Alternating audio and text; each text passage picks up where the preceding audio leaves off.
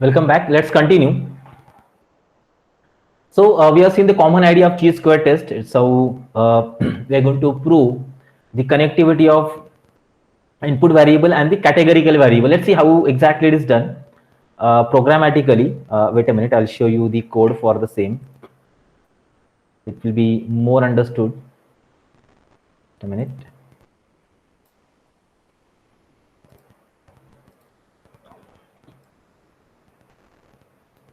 Okay. See this. Okay, in statistics, we are having this function chi contingency. So 2 and square contingency by which we can import, and we can use this to show the contingency table now. Okay, and remaining other packet like pandas, numpy, seaborn, matplotlib that we require. Just I'm importing all, and I'm creating a data frame here. So what I have done in this data frame, so two different variables are taken. So you have given f into 10, means this data is repeated 10 number of times. 50 element will be there in the gender. Okay, it's a list and multiply by 10, means that repetitions are created, you might be knowing. And is smoker is a second column, so is a smoker or not. So here they are mentioned smoker, smoker, non-smoker, non-smoker, and smoker, like that. Okay, and it's again multiplied by 10. So in this way, I've created the data set, and total 50 elements will be there. So you can check it out. See, 50 elements are there. So it's a data set which is created. So let's see this. The first few entries, 10 entries of it. So it's like this. See. So gender and is a smoker or not. So we have just to find a relationship between them. So is there a relationship that they are containing or not, that we can find, that we can test using the chi-square test here. Okay, this is how it's created. And now let's see the table. Now here by using the cross tab, can just check it out. By using the cross tab function, this contingency table in summary is calculated. Now you can see, so here the gender is there. So out of all, is here no smoker and the smoker are mentioned. So here also smoker and no smoker, all they are mentioned. So if you add all them together, 50 elements are there. So out of all total element, okay, here female 10 are non-smoker, okay, and 10 are smoker, like this. And in male, 10 are non-smoker and 20 are smoker, like that. This is what a summary is given. There is a function called as cross tab. With the help of cross tab, this kind of summary, one categorical variable against another categorical variable can be shown, cross tab. Okay, so this is what your contingency table is. Fine. And now, so to that one, I'll just use one more parameter that's called as normalize equal to index. So when I apply that normalize equal to index, I will use this data in the form of a percentage format. In percentage format, if you print this, you can see this percentage format. See, check it out. So here we have 50-50%. Okay, for this data. For female are 50% non-smoker and 50% are smoker. Okay, and in case of this data, male are 33% non-smoker and 66% they are smoker, like that. You can see this is how the method is used, normalizing the data here together. And now if you show that in the contingency table format, like what we say in the confusion matrix kind of format, so you can see this one contingency table, can identify that here the data which is shown over here. This is a heat map function in Seaborn is to show that I'm passing contingency, annotations are given, and the color map is also given. Yellow, green, and blue are there. So you can see by using the color combination, the high intensity, low intensities are shown over here.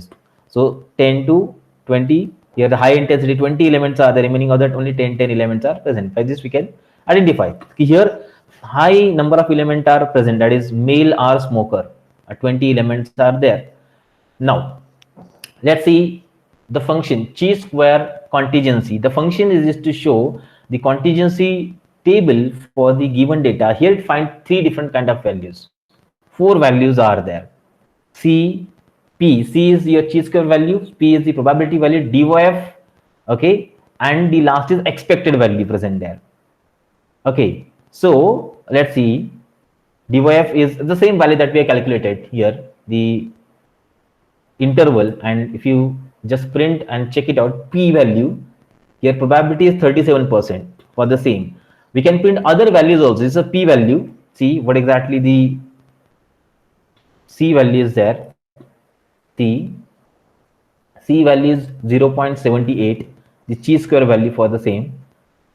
Then the DOF value is 1. Yes, 100 is taken. And the last one, expected values.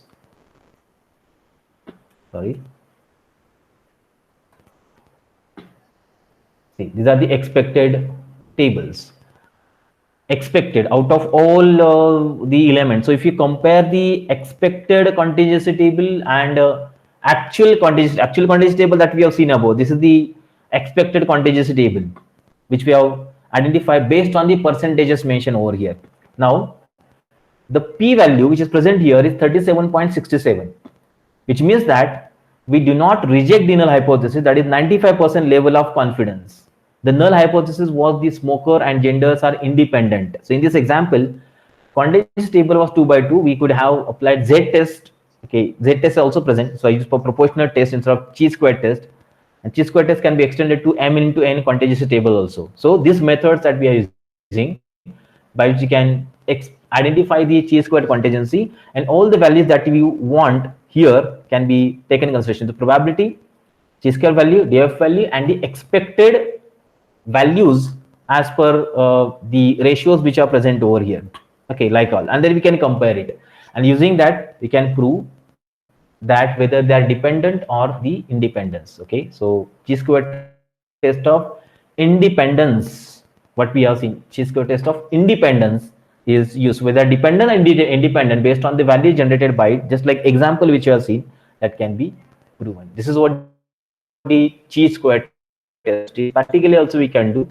The chi square contingency function is there. It is used to perform operation on that table, contingency table compulsory, which you have to pass as parameter. To using that, it generates all of these values, or the steps which are taken. 6 steps are that also we can programmatically write, but the process will be so much lengthy. That's why directly shown by using the function which is present by default in the SciPy stats package. Okay, that's why we can use it.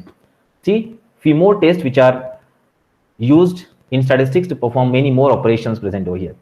Let's continue. Now, two kind of variance tests are the analysis of variance or analysis of covariance. Two concepts again: analysis of variance, analysis of covariance. So first test is ANOVA test. We'll take the theoretical overview of the whole test. ANOVA, what's the meaning of it? ANOVA, which stands for analysis of variance, is a statistical test used to analyze the difference between the mean of more than two groups. Mean between, okay, it's a difference between the means of more than two groups. There we can apply the ANOVA test. Now in that we are having one-way ANOVA also, one-way ANOVA, two-way ANOVA. So one-way ANOVA uses one independent variable, and the two-way ANOVA uses two independent variables there. Okay, that is what is used. Difference between means of two or more groups are possible. Even nth way ANOVA is also present. Let's see what exactly the meaning of ANOVA test and what the interpretation of results are done using ANOVA. We can use a one-way ANOVA when you have collected data about one categorical independent variable and one quantitative dependent variable. Now see, here we have categorical independent variable which is given as input, and quantitative dependent variable which is not categorical. So the independent variable should have at least 3 labels, that is 3 categories should be present inside it. This is what the requirement of ANOVA test, that is at least 3 different group of categories are present. ANOVA tells you if the dependent variable changes according to the level of independent variable or not. Dependent variable changes according to levels of it. Here inverse criteria are there. Output variable continues, say input variable is the categorical. Okay, so what exactly changes there when you change the category as input? Fine. So let's see a few examples about the ANOVA test. Now, your independent variable is social media use. Okay, social media use. So you can assign you are using low, you are using medium, you are using high. Okay, and output variable is to find out there is a difference in hours of sleep per night. So you are spending much more time at night on the social media. How much sleep you are taking as the output variable. Hours, this is a continuous variable we have, And if you're using medium usage, low usage, or high usage, accordingly, what level of, what hours of sleep you're taking at night. Okay, same. Or second example, like your independent variable is a brand of soda. You can collect on Coke, Pepsi, Sprite, Fanta to find out there's a difference in the price for 100 ml. Price of them. So four are there: Coke, Pepsi, Sprite, and Fanta. And what's the price of them per 100 ml? That is not a category again. That can be any continuous value present there, output. Or in the third case, you independent variable is a type of fertilizer, and you treat crop field with mixtures, 1, 2, or 3, to find out there's a difference in the crop yield or not. Means what's the progress of crop is there based on the mixture, first mixture, second mixture, or third mixture. So what's the difference that you get in the crop yields is the output variable. So like that, when we have input variables in the categorical format and output variables in the continuous format, that time ANOVA, that is analysis of variance test, can be used here. Now, when to apply the test, ANOVA test? So like null hypothesis, we have H0 of ANOVA is that there is no difference among the group means. No differences are there. Your null hypothesis will tell. Now, alternate hypothesis. Alternate hypothesis HA is that at least one group differs significantly from the overall mean of the dependent variable. One group, at least one group differs significantly from the overall mean of dependent variable there. So if you only want to compare two groups, you have to use t-test, but I want more than one groups. Okay, so that time I can use apply ANOVA test over here. Okay, these are the cases, means situations where the ANOVA test is possible. So ANOVA basically uses the variance concept, and using the variance, it identifies a dependency of input and output variables. How much variance a particular categorical variable has caused in the output, that will be checked in the ANOVA test. See this, ANOVA. We can use ANOVA to prove or disprove if all the medication treatments were equally effective. Medication test. The whole scheme of things that we are really so different. So for example, three schemes are there, effectiveness are, them are given. One is the small, then second is somewhat bigger, and third is very high, but level of treatments are completely different that they are following, which is present on the x-axis. X-axis, the effectiveness is above. Small, length is very high, it's very small effective, length somewhat slow, more effective, again slow, again high effective, something. So equally, they are not there. They are not equally. So three categories, and their output is also not same. They are different ranges. Or outputs are present, which is shown over here. How it works? How exactly ANOVA works? So ANOVA determines whether the group created by the labels of independent variable, that is input variable, are statistically different by calculating whether the means of treatment labels are different from overall means of dependent variables. Many things are presented. Let's separate them. ANOVA. The labels that we have, input, like three labels, independent variables we have, they are statistically different by calculating whether the means of treatment labels are different from the overall mean of dependent variable or not. So if any group means is significantly different, if any group's mean is significantly different from the overall mean, then the null hypothesis is rejected. Fine. Because mean is considered like average of all. It's very large differences there between them. A single group, first group, completely different. If that group is different, obviously the test will fail, because that categorical variable will not be dependent on the output variable. A single category, then also it will fail, because for other categories you are not going to check it there. Fine. So ANOVA uses, there's a concept called a F test for statistical significance. This allows for the comparison of multiple means at once, because the error is calculated for the whole set of comparisons rather than for each individual two-way comparison. That's what we have seen in the t-test. The F test compare the variance in each group, mean from overall group's variance of each group, first group variance, second group, third group, and what is the overall variance is there. Yes. Okay, if you're comparing, and if any one of the group is having very significant difference in the variance, so how hypothesis, null hypothesis will be rejected directly. If the variance within the group is smaller than the variance between the group, F test will find a high F value and therefore higher likelihood that the difference observed in real not due to by chance. Correct. This is what the ANOVA test actually performs. And here also in ANOVA, we're having certain set of observations. Total, yes, 3 observations are there. Assumptions are there which are conducted. The assumptions of ANOVA test are same as the general assumption for any parametric test are there. First is independence of observations. The data were collected using statistically valid methods, obviously. And there is no hidden relationship among the observations are in input variables. Hidden relationships are not there. If your data fails to meet this assumption because you have a confounding variable that you need to control statistically, use an ANOVA with blocking variable. There are certain steps which are followed over here in ANOVA with blocking variables. That's what important to use it there. Then second case, normally distributed response variable. The values of the dependent variable follow normal distribution. Output variable, response variable should be normal distributed. It is though it contains variable, it should be normal distributed, should not be having any outliers, any discrepancies inside it. And then the third, that is homogeneity of variance. The variations within each group being compared with similar for every group. If the variances are different among the groups, then ANOVA probably is not right fit for the data. Remember. So that's what we, every groups that we are having multiple inputs, multiple categories, so not input, multiple categories, everyone's variance should be equal in the output variable there. That's what the assumptions are. Homogeneity of variance is present.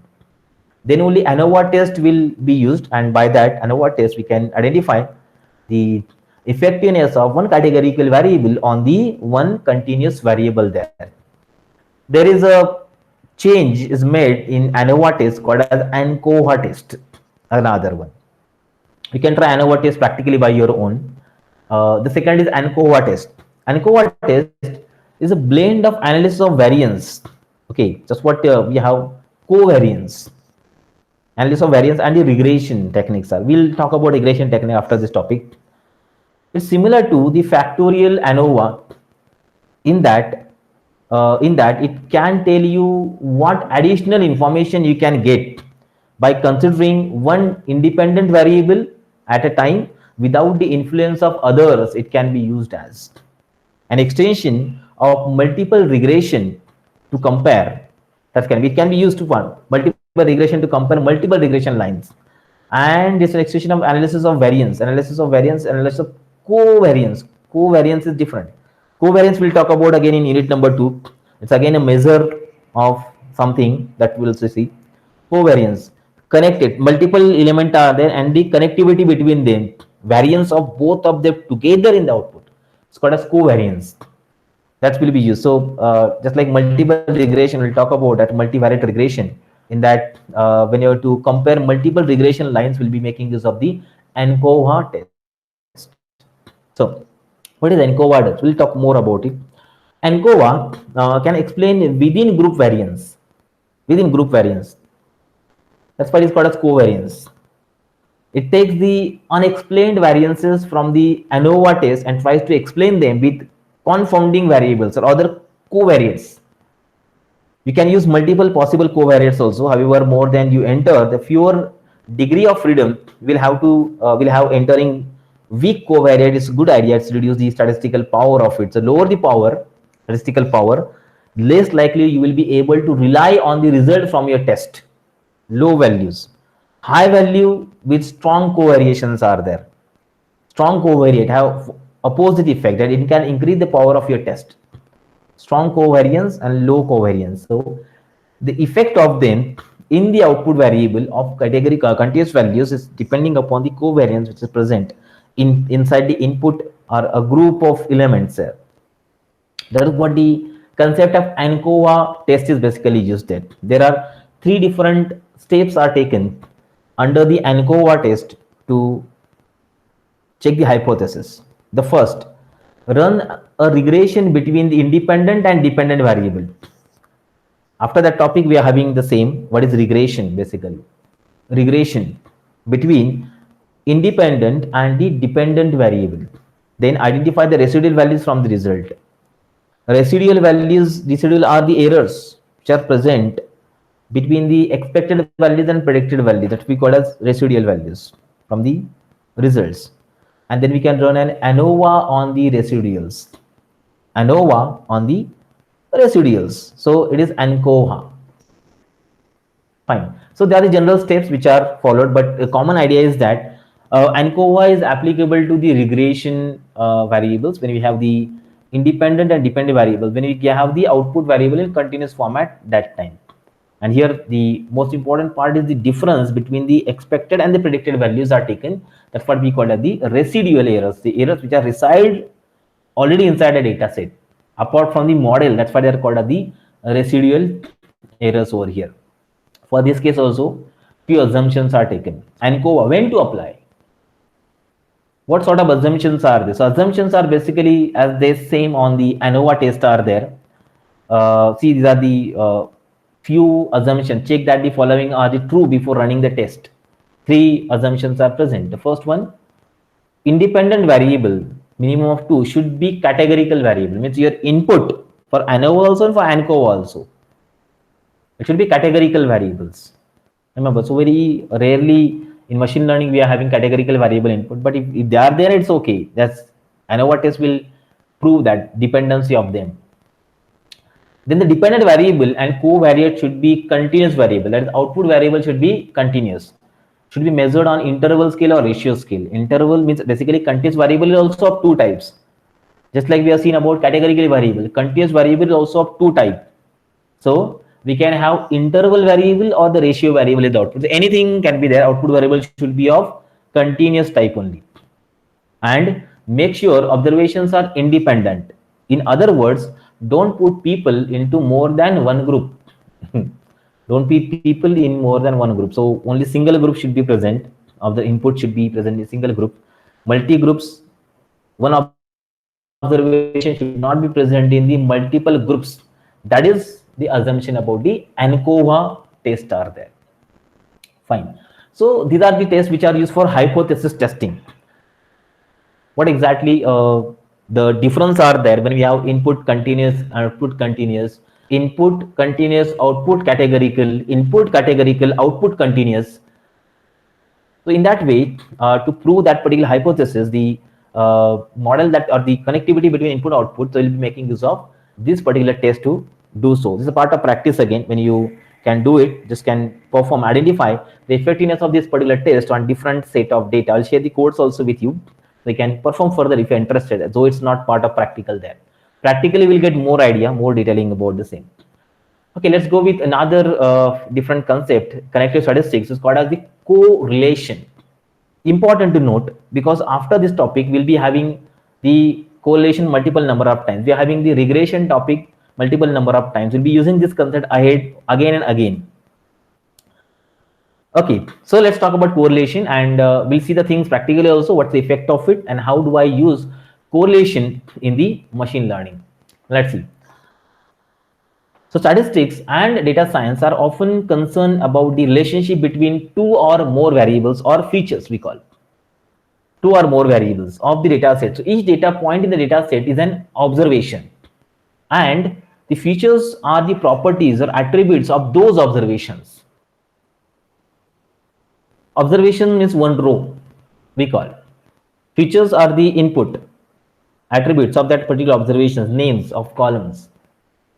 Every data set you work with uses variables and the observations. Variables and observations are your data, variables and observations. So for example, you might be interested in understanding the following, like I want to identify that how the height of basketball player is correlated to their shooting accuracy. Is it there? Height of basketball player is connected to their shooting accuracy. It means that when height increases or decreases, shooting accuracy increases or decreases or not. Fine. Or whether there is a relationship between employees' work experience and salary. Experience increases and salary increases accordingly or not, that we can see. Or what mathematical dependence exists between the population density and gross domestic product of different companies, countries. GDP, population increases, GDP decreases or increases. Is there any connection there or not? Many such things are there. Weight of the car increases, mileage decreases or not, or height of the person increases, weight increases or not, price of dollar per rupees increases, accordingly the crude oil cost is increases or not. Like many things are there. This is what we call as the correlation. So these correlations can be identified by some statistical measures, which out of it, one of the very commonly used technique are there that we will see here. But let's talk about a small example. Check out a data set present over here. Name of the player, name of the employee, years of experience, and annual salaries are given over here. Check this. Okay, Anne is having 30 years experience, salary is 1,20,000. Rob 21 years, 1,05,000. Tom 19 years, 90,000. Ivy 10 years and 82,000 salary is there. So in this table, each row represents one observation or the data about an employee, either Anne, Rob, Tom, or Ivy. Each column shows the property of feature like name, experience, or salary for all the employees. Let's talk about the correlation here. Name is okay, obviously will not be dependent. Salary is not dependent upon the name. So salary can be dependent upon one factor of the experience. So I want to check, is there any relationship present between collinearity? I'm talking about collinearity correlation present there between salary and experience when I plot it. When I plot one on x-axis, another on y-axis, so I can get such kind of the plots. You can see.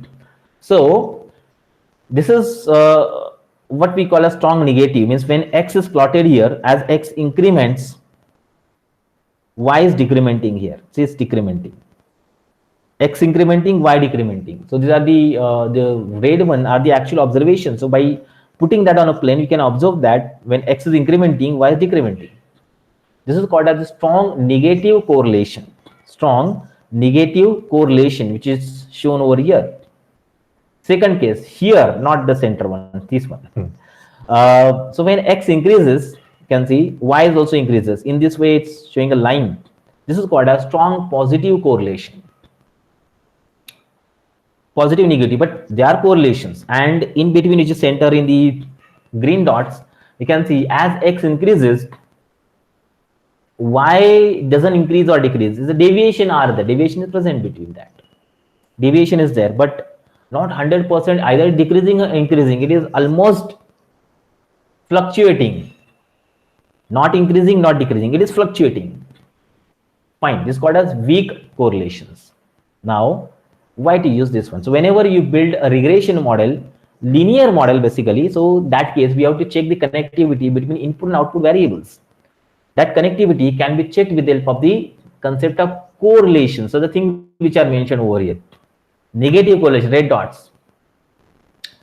The y value tend to decrease as well as x value increases. This shows strong negative correlation, which occurs when the large values of one feature correspond to small values of other and vice versa. Weak correlation, called green dots. The plot in the middle shows no observed trends are there. It's a form of weak correlation, which occurs when an association between two features is not obvious or is hardly observable. That case. Positive correlation, that's blue dot, the third which was shown, which y increases as x increases. Okay, it's called a strong positive correlation, which occurs when large values of one feature correspond to large values of the other and vice versa. If I plot it for the data set which are shown right now to you, it's like this. Check. Years of experience on x-axis, salary on the y-axis. Like it. Fine. So this is a positive correlation that's present. The center line is shown, it's averaging line of all the points, which is plotted with the help of some regression model. I'll show these models also, by which you can observe the data points here. Employee table. Okay. Now, what is correlation now? There are some techniques which are used to find the correlations of the data. Okay, so the statistics we can quantify correlation, we will be learning three, not three actually, only one is there. This Pearson correlation is again present in unit number 2. It was mentioned in syllabus there. I don't know why, but let's see correlation technique, Pearson correlation here also. So Pearson, 3 actually there in statistics are present. Out of it, we'll be studying only one. Pearson's R. Pearson R is the first constant. Second is Spearman's rho. Rho is the Greek letter, is denoted to Spearman's correlation, and the third one is Kendall's tau. Okay. Now the difference is that Pearson coefficient measures is linear correlation, while Spearman-Kendall's coefficient compare the rank of the data. Rank means the ordering, the number, ordering, descending, ascending order of it inside the data set. They are checking Spearman and Kendall, but Pearson check the linearity and the proportionality. It checked with the help of the Pearson's coefficient of correlation techniques here. And if you talk about programmatically, so in Python, NumPy, SciPy, Pandas, all they contain function to check the correlation of them. I'll show you. Even we can use Seaborn Matplotlib to show that visualization of the data also. Yes, correlation is very important. When you're going to use a linear model of machine learning, we have to check whether the input and output are correlated to each other, in what percentages they are there. Negative correlated, positive correlated, and what percentage proportionality that they follows, that also we are going to check here in the correlation technique. Now, what sort of correlations are there? So the values on the diagonal correlation matrix, okay, they are equal to 1. Okay, remember, I'll show you that one, how they are actually presented there. Okay, we will see that one, but before that, how exactly correlation is calculated, that we will see. Linear correlation we call it. Linear correlation is a measure of proximity of the mathematical relationship between variables or data set features to linear function. Linear, they are perfectly linear in 45-degree plus or inverse, negative. So if relationship between the two features is closer to some linear function, then their linear correlation is stronger, and absolute value of correlation coefficient is very high. It will be higher. So here we have the methodology, the statistical measurement called as Pearson correlation. With the help of it, the values factor is calculated. Okay, so how exactly it is calculated by Pearson correlation? Let's see the method. Consider a data set with two features. I am having X and Y. Okay. And now I want to check the collinearity between X and Y.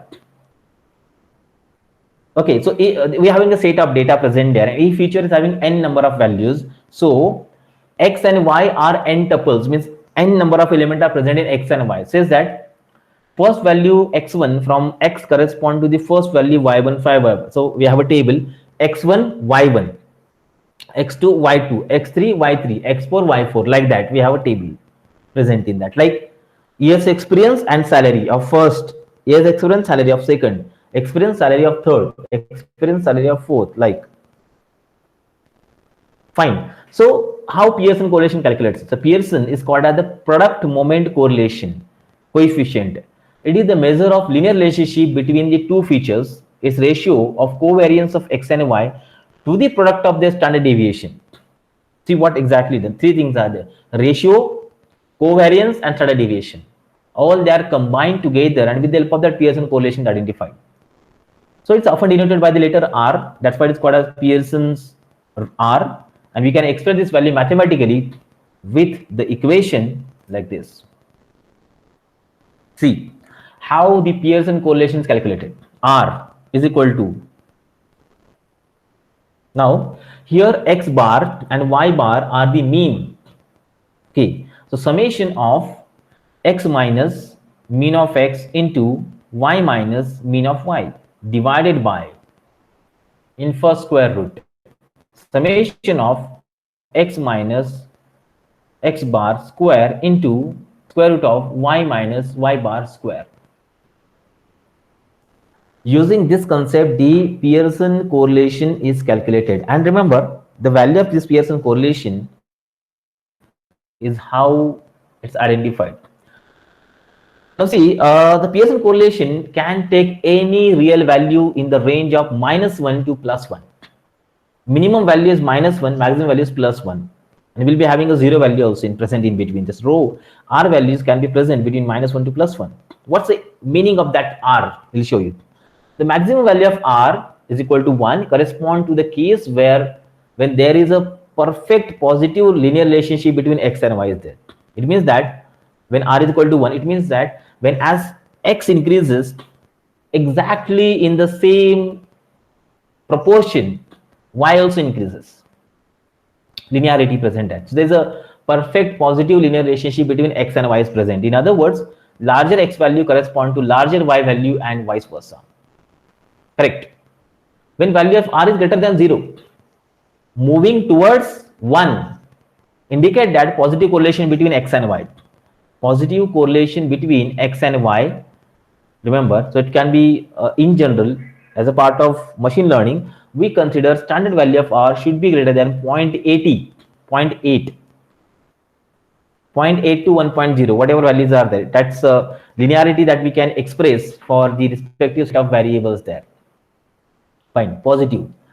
Third case, the value of r is equal to 0 correspond to the case when x and y are independent of each other. They are completely independent of each other. They are not having any effect in the output. They are not dependent on each other when r is equal to 0. When r is less than 0, indicate that there is a negative correlation between plus x and y. Generally, if the value is between -80 to -1, it is somewhat negative correlation that we have. Means as x increases, y decreases. That we can assume, that we can identify from the Pearson's correlation when the value is negative. And in the third case, if exactly the value of r is equal to -1, which correspond to the case when there is a perfect negative linear relationship between x and y is there. Perfect negative relationship is present. So in other words, large x values correspond to the small y values and vice versa. Yes, as you making x larger will make y that smaller in the same proportion. That is what we call as r is equal to -1.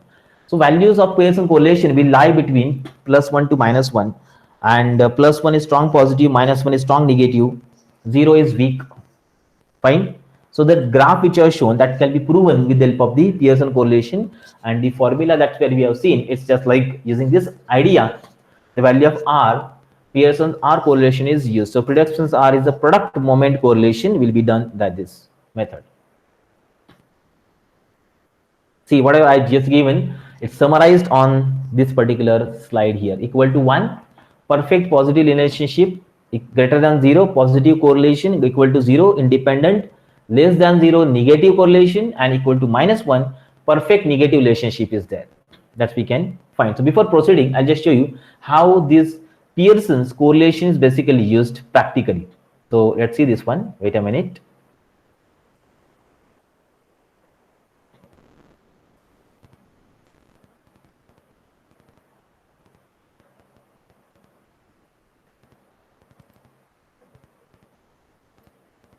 So let's say, for example, I'll create a data here, and in that data, we can use Pearson correlation measurement. Actually, correlation measurement can be done in all the packages. In the NumPy, SciPy, in Pandas also, the functions are present in Python by which you can see the observations. Okay, let's see, for example, I'm having some data like x is equal to some element. Let's say 1, 2, 3, 4, 5, 6, 7, and 8. Okay, let's see. So 1, 2, 3, this one. Correct. First input, and second is y. It will be something like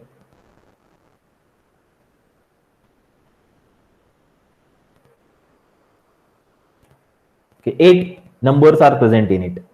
X contains some numbers, y contains some numbers. You can observe that are incrementing. X incrementing, y is also incrementing somewhat, not perfectly, but let's see that one. So it's 33 here. Okay, x and y. And now I want to see their correlation between them. So I can make use of import NumPy as np by using np.co. Is it there? COR. Yes, correlation coefficient between x and y. Now see, yeah. So this is x against x, this is y against y, and this is x against y. 93. positive. Positive correlation in 93%. You can see they are perfectly connected. Product moment correlation that we can find. It means that we can identify that X and Y are connected together. Means as X increment, Y increment, or X as X sorry, as Y increment, X also increments there. This is the Pearson correlation, that default Pearson correlation. Others are also used there. Take it. Or if I change this number, see 37 to 33, I just make it 53. I make it more linear. 96.88. Now see, perfectly created. Perfectly, they are making it linear. This is what the Pearson correlation is there. Okay, fine. So this is the method that we can use, or even I can use, so import scipy.stats and py.stats dot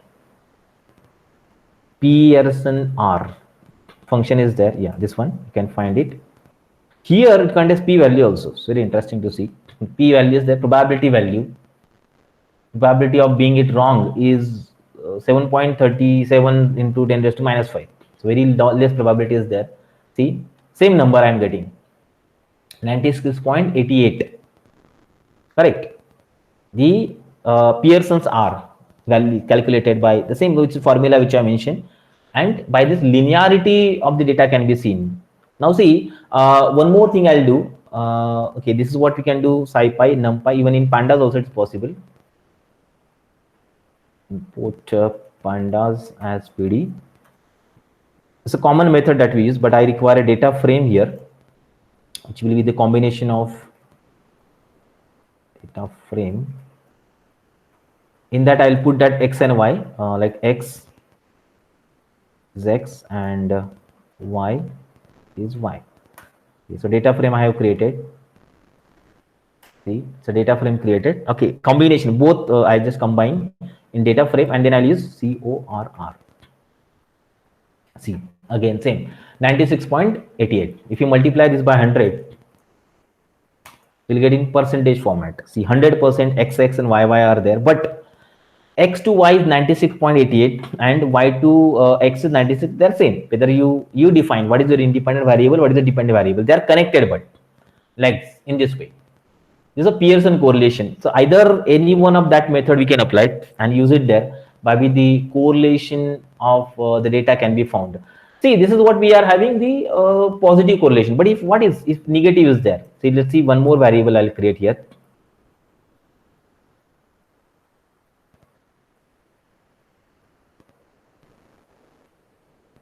Two, 3, 4, 5, 6, 7, and 8.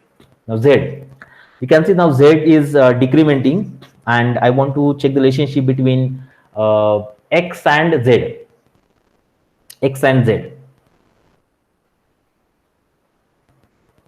You can use the stats here. Stats.Pearson R. X against Z, if you see, so they are negatively connected. Yes, minus 98%. See, they are connected, but minus 98% negative connected. That's what we can see from this Pearson's coefficient here. Check it out.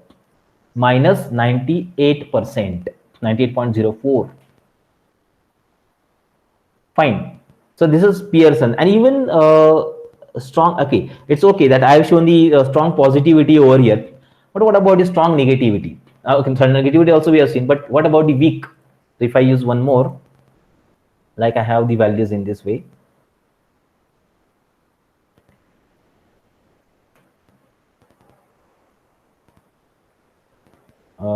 It's okay. And now let's check X against P. Minus 37 means almost it is approaching towards 0. Approaching is somewhat deviations I just kept there. There is no any connectivity, it's incrementing, decrementing or not, nothing. So you can see minus 37, but very low. As I told, the strong collinearity and the proportionality can be checked from 80 to 100, minus 80 to minus 100, or 80 to 100. So if they're there, then only we can identify they are strongly connected, strongly correlated to each other. So Pearson correlation will identify by this method. So either strong positive, strong negative, or will be having the data in okay, so okay, 0 will be the weak correlation, that's not considered there. Now if you see, if you put both values same, x to x, it is 100%, and 0 probability is there being wrong. Like 100% is there. Okay, and if you just use, okay, I think if it is writing minus, no, sorry, minus will not be taken, I think. I need to use the, yeah, unary is not applicable to list, you can apply to the array there. Fine, negative can also be seen. So strong positive, strong negative. Even if you want to check that whether they are actually like that, so let's see, check it. The graphical implementation of it, which was shown on the plot. So you can see this PLT and T dot, let's use a scatter plot here, X against Y, and you can see, observe it. See, yeah, almost connected together. Or instead of the scatter plot, if I write the line plot here, now see, yeah, they are connected together. Correct? Incrementing A. How much is that? 94%, 96%. Okay, proportionality is present between them. Or if you X against Z, now you can see it's decreasing. Correct? Or if you check X against P, what is that? This is no correlations are there. This is just any kind of data, but more likely it is decrementing. That's why 37% it is shown over there. So these ideas are used to check the collinearity present. And one important thing is that when you have to work on actual data set, that time also this method will help you. Okay, wait a minute. I'll show for Seaborn also. In Seaborn, I can build a system by which the linear regression can be directly built. I'll show that one after this particular session. But there's a facility that they are containing. Wait a minute. See, import. If they are linearly connected, then what I can do, I can directly plot it. REG linear model LM plot. Okay, we can assign X comma Y. Sorry, what's missing? The data is not there. X is equal to and Y is equal to data is equal to DF. Data here, DF.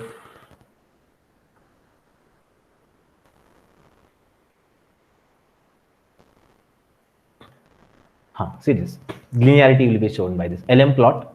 It is linear model plot, that's we can use LM plot, and we can see it's linearly connected. But when it is possible, only when we have the linearity present in that. So this idea will be using bivariate regression afterwards. Now see, if you're using this, okay, fine. So this way we can plot it, and there this area which is shown over, it's a residual which contains the error, scope of the error present in it. This should be as low as possible. And if you want to work on a data frame to find the correlation, that's also possible. I'll just show you. So let's see. There's a data set that we have seen previously. It was the, for example, I'm having a salary information with me, like salary and okay, just so shown on the presentation, salary and experience, two common, so two columns are there to the data set, and I want to show correlation between them. df.corr. Now see, 97% they are connected together. 97% they are connected together. Means they are linear, they are collinear, and they are proportional also. So when such kind of things are there, then only we can apply bivariate regression or multivariate regression to this kind of the data. That's the application of the Pearson correlation coefficient. Here there's a parameter that we can pass called as method. So by which method we have to make use of it, like Spearman correlation is there, Candle's correlation is there, but by default method is Pearson correlation. That's what we have seen, which is used to find the collinearity. And when the linear models are created, that time we'll be making use of this concept to check collinearity first, and then use that collinearity to build the machine learning model ahead. Okay, so two more topics are remaining from this particular session, this particular unit, that we will see in the next lecture. So if you have any doubts or questions, so you can ask. Thank you.